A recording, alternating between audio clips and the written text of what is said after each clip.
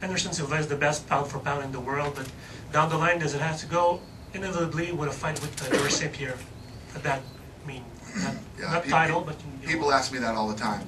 Obviously, you know, Anderson Silva has a tough fight on Saturday night that he's got to get by, and George St. Pierre probably has the toughest fight of his entire career against Thiago Alves. These guys both win. You know, I don't know what's next for them after that, but anybody who knows me knows I love super fights, and obviously that would be a super fight. We've been working on Toronto and getting that done there. You know, so who knows? Or maybe in December. You have a big show in December, right? Yeah. Okay. Maybe. So maybe they fight in December. Maybe it's in Toronto. I don't know. Maybe we could do that. I'd like to do it. We'll see what happens. You mentioned Toronto getting up, hopefully or potentially putting on the super fight if it was to happen. Would you look at Toronto as a serious option as opposed to Vegas for a New Year's Eve show? Yeah. Oh, God, yeah. Absolutely. I'm telling you, I'm not just kissing your ass because I'm in Canada. Canada is the mecca for mixed martial arts right now. I mean, I honestly don't think there's too many places in the world where we could go and sell 22,000 tickets as fast as we did here. It's insane up here. And, you know, I always am a little more cautious when going into venues and doing things like that, but the people up here tell me, you go to Toronto, you could do 60,000 seats. You know, people tell me crazy stuff about going to Toronto. I believe, you know, as fast as we sell out here, maybe we could do 30 in Toronto. You know, I don't know. We'll find out, but I'm willing to take that shot. Is there any chance, I know it's sold out quickly, but is there any chance this could set a record for live gate? No. Actually, we were hoping that the UFC 100 would set the gate record, and it could have. But one of the things that I've done, you know, especially with the economy the way it is now, I'm not gouging the fans on ticket prices.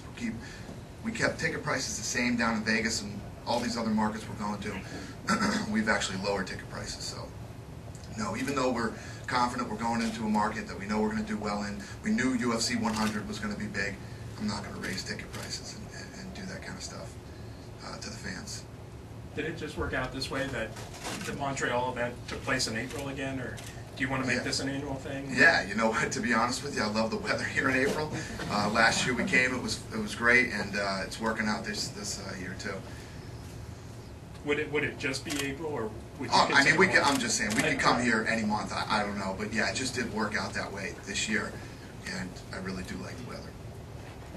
Dana, you track ticket sales, your people track ticket sales. Is it possible for you to say, most of the tickets for this show, do they go to Canadians, or were there... Yeah, no, it's a lot of Canadians. Plus, you know, I don't care where we are, most of the tickets go to Canadians.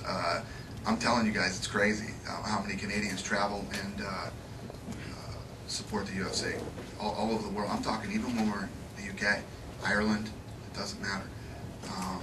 But yeah, we do, and yeah, there's a lot of Canadians coming to the show. Dana, if you had to guess why that's the case, why such a big percentage are Canadians? How would you? Like I said, I never expected it. And it's you know, the first thing I never really expected in the beginning was how many female fans we would end up having.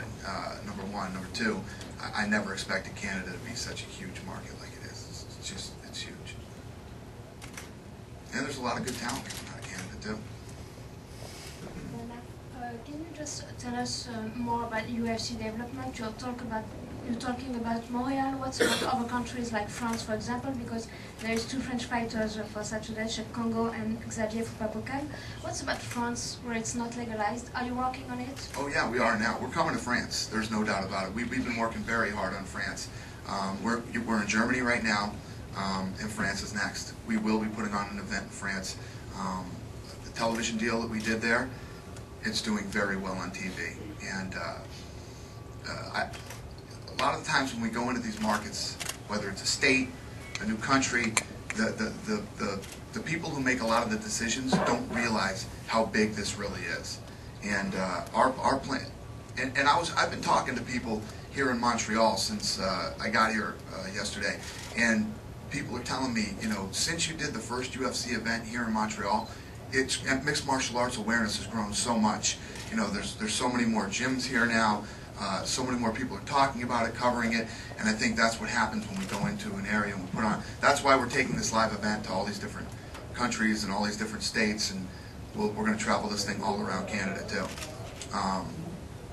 Pretty confident that we're going to do an event in Boston, Massachusetts at the Boston Garden in November. Then, first of the year, New York, and I'm hoping we actually have Toronto done before New York. And your question is yes. Yeah, and France too. We're coming to France, definitely.